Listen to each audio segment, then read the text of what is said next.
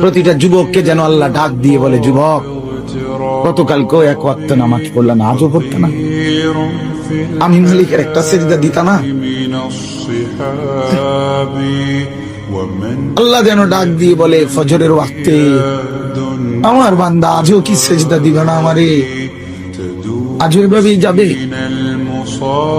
আজকের সারাদিনও নারী দেখতে দেখতে, উলঙ্গ ছবি দেখতে দেখতে কাটাবে, সেজদা দিবা না? আমি কি তোমাকে বানাই নাই? আমি কি তোমাকে চোখ দেই নাই? আমি কি তোমাকে কান দেই নাই? আমি কি তোমাকে জবান দেই নাই? আমি কি তোমাকে দুইটা ঠোঁট দেই নাই? ইয়া আইয়ুহাল ইনসানু মা গাররাকা বিরাব্বিকাল কারীম। আল্লাহ বলে, আমার বান্দা, কে তোমাকে আমার মতো দয়ালু মনিব থেকে ভুল পথে নিয়ে গেল? কে তোমাকে পথ হারা করে দিল? আমার চাইতে আপন জন তুমি কাকে পেল? এত বড় আসমান যিনি দিলাম, আমি আপন হইলাম না? এত বড় জমিন যে দিলাম, আমি আপন হইতে পারলাম না?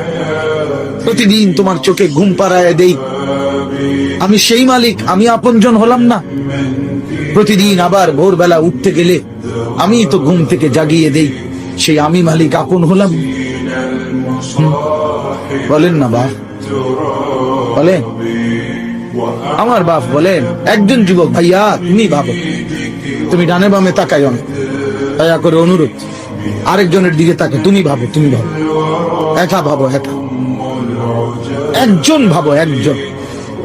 তুমি ভাবো দোস্ত, ডানে বামে তুমি দেখো না, তুমি ভাবো মালিক তোমার কাছে কি একটা সেজদা পায় না?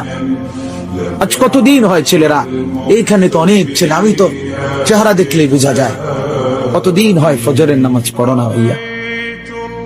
বলো তো, বলো না বাপ। মালিকের চেনো না আজ কতদিন?